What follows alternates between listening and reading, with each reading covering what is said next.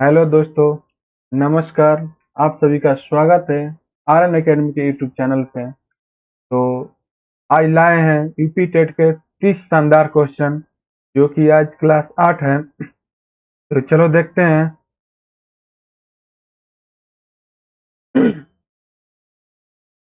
पहला क्वेश्चन है,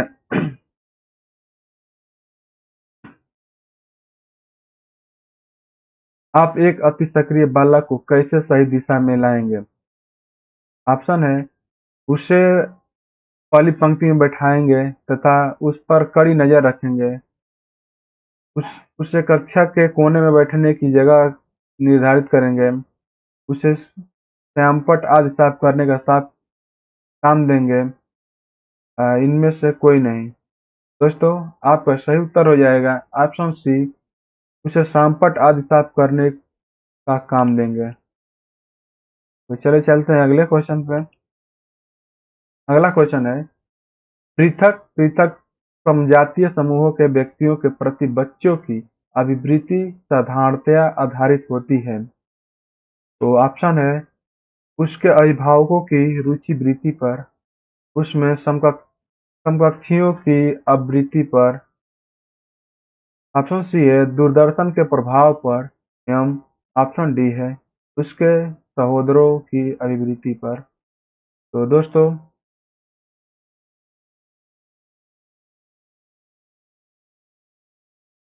आपका आंसर हो जाएगा ऑप्शन है, उसके अभिभावकों की चित्रवृत्ति पर।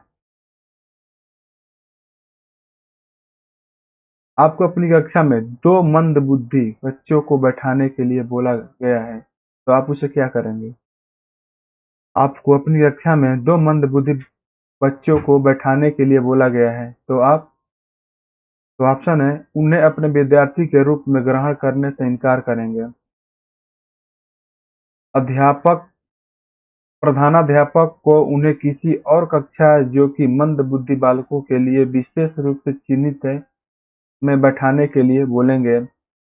ऐसे विद्यार्थियों को सिखाने की तकनीक सीखेंगे, या इनमें से कोई नहीं। दोस्तों, जो है आपका आंसर हो जाएगा ऑप्शन सी, ऐसे विद्यार्थियों को जो सिखाने की तकनीक सीखेंगे।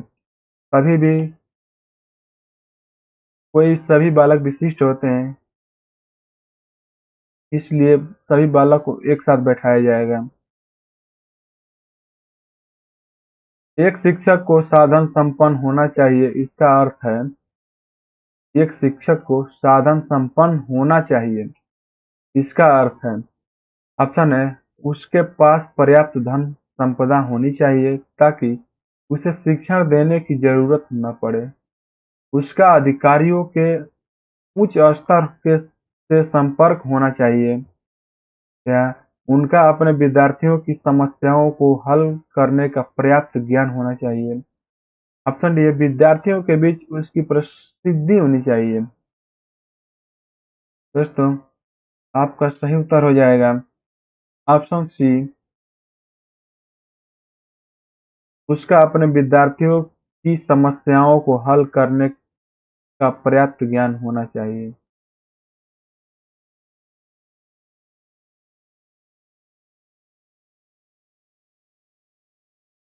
अगला क्वेश्चन है, बच्चों में संवेगात्मक समायोजन प्रभावी होता है।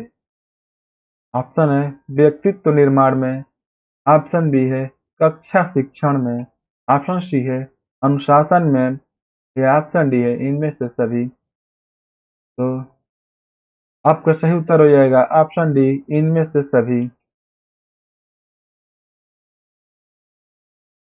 अगला क्वेश्चन है, कक्षा में विद्यार्थियों की रुचि बनाए रखने के लिए एक शिक्षक को उचित है।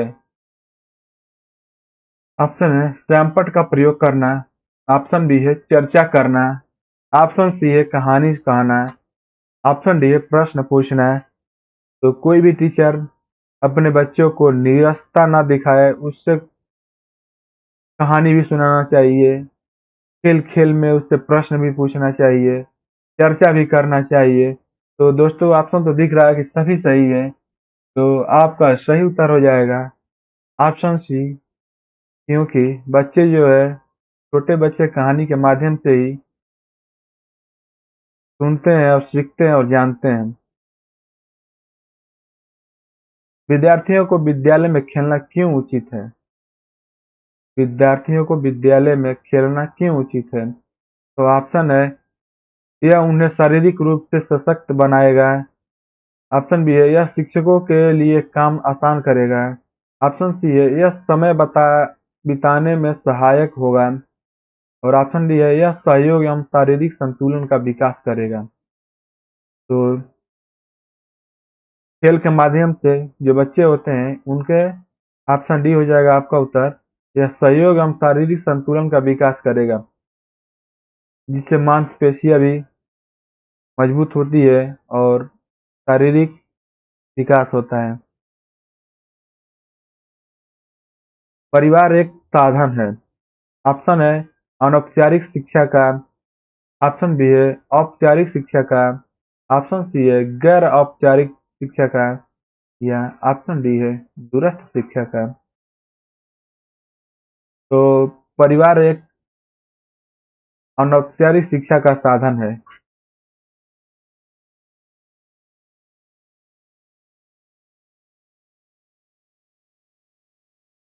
एक शिक्षक विद्यार्थियों में सामाजिक मूल्यों को विकसित कर सकता है।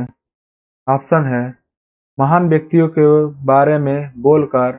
ऑप्शन बी है अनुशासन की अनुभूति को विकसित कर। ऑप्शन सी है आदर्श रूप से बर्ताव करा के। या ऑप्शन डी है उन्हें अच्छी कहानियां सुना करके। तो आपका सही उत्तर हो जाएगा ऑप्शन सी, आदर्श रूप से बर्ताव कर।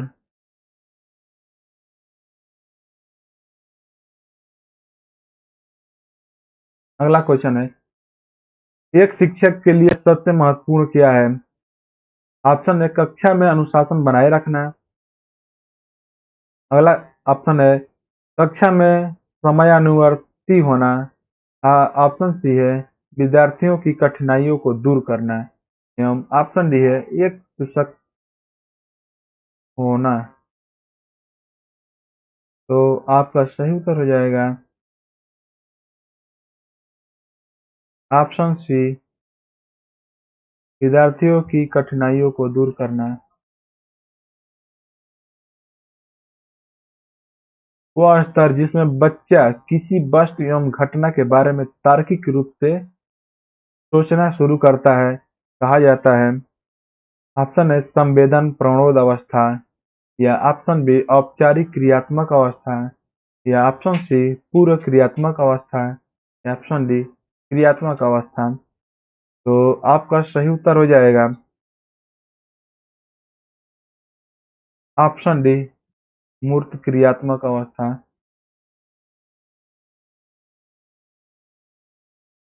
बच्चों में बौद्धिक विकास के 4 सुस्पष्ट स्तरों को पहचाना गया गया था।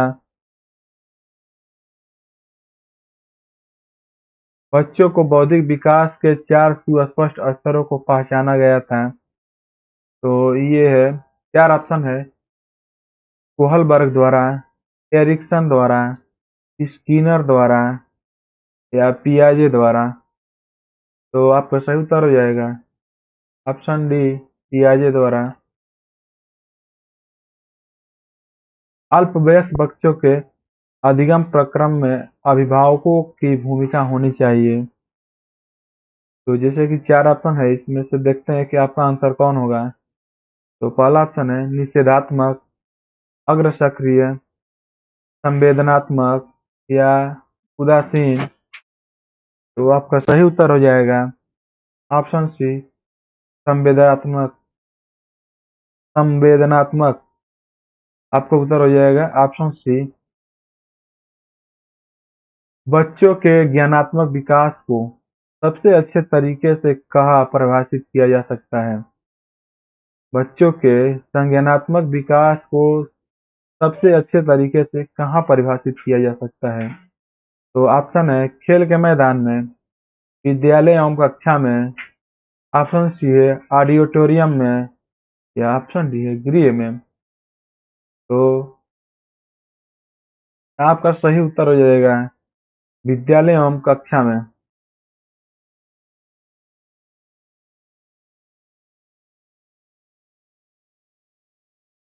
अगला क्वेश्चन है, जैसे कि इसमें आपको भरना है कि अनुप्रेरित शिक्षण के एक संकेत के रूप में विवेचित किया जाता है। तो ऑप्शन है कक्षा में अधिकतम उपस्थिति, शिक्षक द्वारा दिया गया उपचारात्मक कार्य, या विद्यार्थियों द्वारा प्रश्न पूछना, या ऑप्शन डी है कक्षा में पूर्ण निर्भरता। तो आपका सही उत्तर हो जाएगा ऑप्शन सी, विद्यार्थियों द्वारा प्रश्न पूछना। आपका सही उत्तर हो जाएगा। बचपन का सांप्रतिक दृष्टिकोण की मान्यता है। ऑप्शन है बहुत तरीके से बहुत तरीके से बच्चे प्राप्त वयस्कों के बराबर होते हैं। बच्चों को बच्चों को युवा प्राप्त वयस्कों के रूप में सबसे अच्छा माना जाता है, या बचपन आधारित रूप से प्रतीक्षा अवधि है। ऑप्शन डी है बचपन वृद्धि एवं परिवर्तन की अनूठी अवधि है। दोस्तों आपका सही उत्तर हो जाएगा ऑप्शन डी।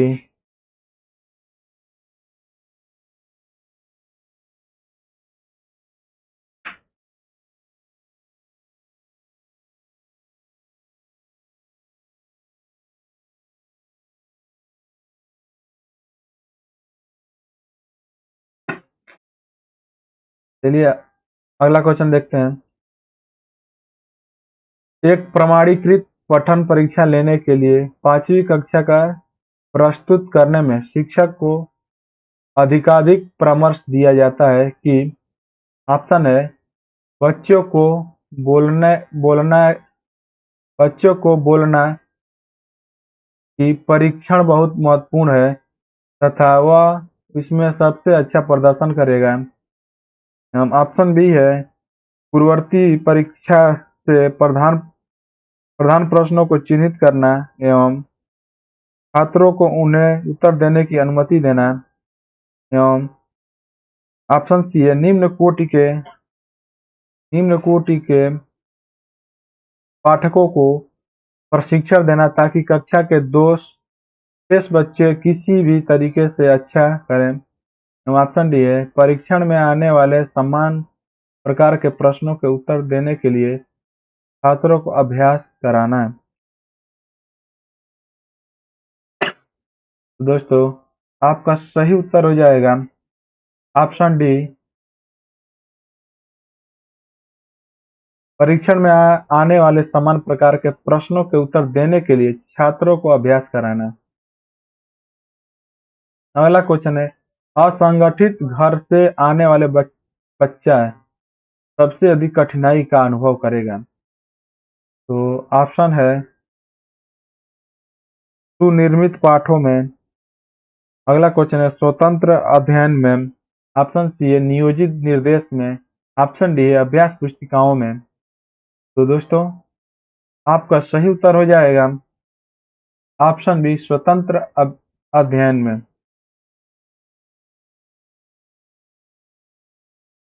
आप देखते हैं कि एक छात्र बुद्धिमान है, तो आप उसे क्या करेंगे?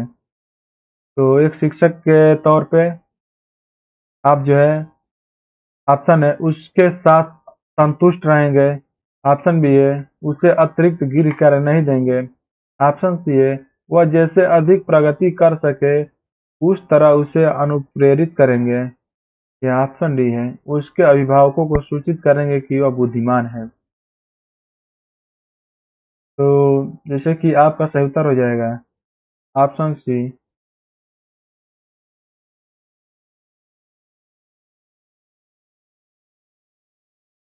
अगला क्वेश्चन है, यदि कुछ विद्यार्थी कक्षा में अध्ययन की रुचि वृत्ति में नहीं है, तो आप एक शिक्षक के तौर पे आप क्या करेंगे? तो ऑप्शन है, उन्हें अध्ययन के लिए बाध्य करेंगे, ऐसा कभी नहीं हो सकता। उन्हें विद्यार्थियों को कक्षा छोड़ने के लिए कहेंगे, उन्हें चेतावनी देंगे कि ये अवश्य अध्ययन करें, नहीं तो आप प्रधानाध्यापक को सूचित कर देंगे। या ऑप्शन डी है, उन्हें उनकी रुचि अथवा आप अपने विषय के अनुसार रुचिपूर्ण चीजें बताएंगे। तो आप जो है एनसीएफ 2020 के अनुसार इसमें से आप कुछ भी नहीं कर सकते हैं, जैसे कि आपका उत्तर हो जाएगा ऑप्शन डी,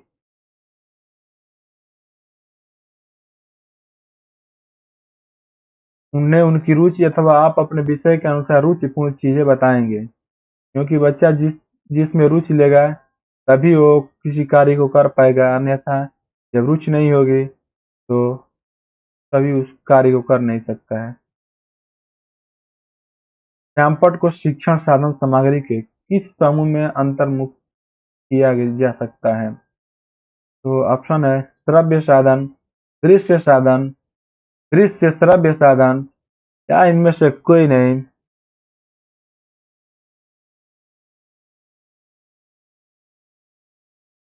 दोस्तों, आपका सही उत्तर हो जाएगा दृश्य श्रव्य साधन।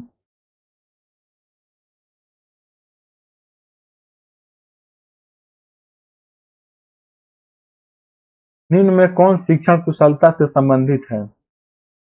निम्न में से कौन शिक्षण कुशलता से संबंधित है? तो ऑप्शन है, कैंपट पर लिखना, ऑप्शन बी है प्रश्नों को हल करना, ऑप्शन सी है प्रश्न पूछना है, या ऑप्शन डी है इनमें से सभी। तो दोस्तों, आपका सही उत्तर हो जाएगा इनमें से सभी, क्योंकि जब सक्रिय रहेंगे, सक्रिय रहने से ही आपको रुचिपूर्ण शिक्षा दी जा सकती है। अगला क्वेश्चन है, कक्षा में जो विद्यार्थी प्रश्न पूछते हैं तो उन्हें आप क्या करेंगे? ऑप्शन है, कक्षा के बाद शिक्षक से मिलने की सलाह दी जाए, कक्षा चर्चा में भाग लेने के लिए प्रोत्साहित किया जाना चाहिए, या लगातार प्रश्न पूछने के लिए प्रोत्साहित करना चाहिए। ऑप्शन डी, स्वतंत्र रूप से उत्तर ढूंढने के लिए प्रोत्साहित करना चाहिए। तो आपका सही उत्तर हो जाएगा, उससे लगातार प्रश्न पूछने के लिए प्रोत्साहित करना चाहिए, जिससे कक्षा में विद्यार्थी प्रश्न आपसे बार बार पूछे। यही आपका उत्तर सही हो जाएगा, ऑप्शन सी। शिक्षा की किंडरगार्टन पद्धति का प्रतिपादन किसने किया? तो ऑप्शन है, टीपी नन ने, ऑप्शन बी है स्पेंसर ने, ऑप्शन सी है फ्रॉवेल ने, एवं ऑप्शन डी है मॉन्टेसरी ने। तो किंडरगार्टन यानी कि खेल का मैदान जिसे कहते हैं इसको, या खेल का उद्यान कहते हैं, तो ये फ्रॉवेल द्वारा प्रतिपादित किया गया है, यानी ऑप्शन सी हो जाएगा। एक अभिभावक आपसे विद्यालय में मिलने के लिए कभी नहीं आता है, तो आप उसे क्या करेंगे? तो आपका ऑप्शन है, बच्चों की उपेक्षा करेंगे, ऑप्शन बी है अभिभावक को लिखेंगे, या ऑप्शन सी है आप स्वयं उनसे मिलने जाएंगे, या ऑप्शन डी है बच्चों को दंड देना शुरू कर देंगे। तो ऐसा तो है नहीं कि कोई उसका घर से माता पिता आपके विद्यालय नहीं आए तो बच्चे को मारना पीटना शुरू कर देंगे, ऐसा आप कभी नहीं कर सकते हैं। तो आपका सही उत्तर हो जाएगा ऑप्शन सी, आप उनसे मिलने जाएंगे।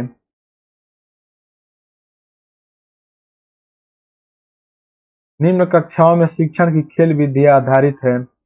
ऑप्शन है, शारीरिक शिक्षा कार्यक्रमों के सिद्धांत पर, या ऑप्शन बी है शिक्षण की विधियों के सिद्धांत पर, या ऑप्शन सी है विकास एवं वृद्धि के मनोवैज्ञानिक सिद्धांत पे, या ऑप्शन डी शिक्षण के सामाजिक सिद्धांतों पे। तो दोस्तों, आपका सही उत्तर हो जाएगा ऑप्शन सी, विकास एवं वृद्धि के मनोवैज्ञानिक सिद्धांत पर।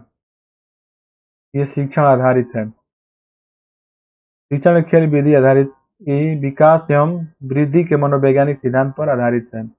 अगला क्वेश्चन है, डिसलेक्सिया संबंधी है, डिसलेक्सिया संबंधित है। ऑप्शन है मानसिक विकार से, गणितीय विकार से, पठन विकार से, या ऑप्शन डी व्यवहारिक विकार से। डिसलेक्सिया एक प्रकार का जो है ये इसको रोग कहते हैं, जो कि ये ऑप्शन सी हो जाएगा आपका उत्तर, पठन विकार से। डिसलेक्सिया है, डिसकैलकुलिया आपका गणितीय से हो जाएगा। विशेष रूप से जरूरतमंद बच्चों की शिक्षा का प्रबंध होना चाहिए। विशेष रूप से जरूरतमंद बच्चों की शिक्षा का प्रबंध होना चाहिए। जैसे कि ऑप्शन है दूसरे सामान्य बच्चों के साथ। ऑप्शन बी है विशेष बाल विद्यालयों में विशेष बच्चों के लिए विकसित विधियों द्वारा। ऑप्शन सी है विशेष विद्यालय में। ऑप्शन डी है विशेष विद्यालयों में विशेष शिक्षकों द्वारा। तो आपका सही उत्तर हो जाएगा ऑप्शन है दूसरे सामान्य बच्चों के साथ, क्योंकि कोई भी बच्चा विशिष्ट नहीं होता है, उसको बच्चों के साथ एक साथ ही बैठाया जाना चाहिए। अधिगम के प्रक्रम में अभिप्रेरणा है। ऑप्शन है सीखने वालों की स्मृति को तेज बनाता है, या पुराने अधिगम से नए अधिगम को विभेदित करता है, या ऑप्शन सी है एक दिशीय रूप से सोचने में सीखने वालों को प्रस्तुत करता है, या नए सीखने वाले में अधिगम के लिए रुचि का सृजन करता है। तो आपका सही उत्तर हो जाएगा option D, sorry option A हो जाएगा। सीखने वालों को स्मृति को तेज बनाता है। एवं आज का अंतिम क्वेश्चन है, कक्षा 5 के न्यून दृष्टि वाले बच्चे को आप क्या करेंगे? तो ऑप्शन है निम्न स्तर के कार्य करने के लिए माफ करना उचित है, या उसके दैनिक कार्य में उसके माता पिता तथा मित्रों को सहायता करनी चाहिए, या कक्षा में सामान्य रूप से बर्ताव करना चाहिए एवं ऑडियो सीडी के जरिए सहायता प्रदान करनी चाहिए, या कक्षा में विशेष बर्ताव करना चाहिए। तो दोस्तों आपका सही उत्तर हो जाएगा ऑप्शन सी, कक्षा में सामान्य रूप से बर्ताव करना चाहिए एवं ऑडियो सीडी के जरिए सहायता प्रदान करनी चाहिए। दोस्तों आपका ये क्लास कैसा लगा? अच्छा लगा तो कमेंट बॉक्स में ज़रूर बताएं, और हमारे यूट्यूब, टेलीग्राम, व्हाट्सएप, फेसबुक और इंस्टाग्राम का लिंक जो दिया गया है आप अपने मोबाइल से स्कैन कर सकते हैं और जुड़ सकते हैं।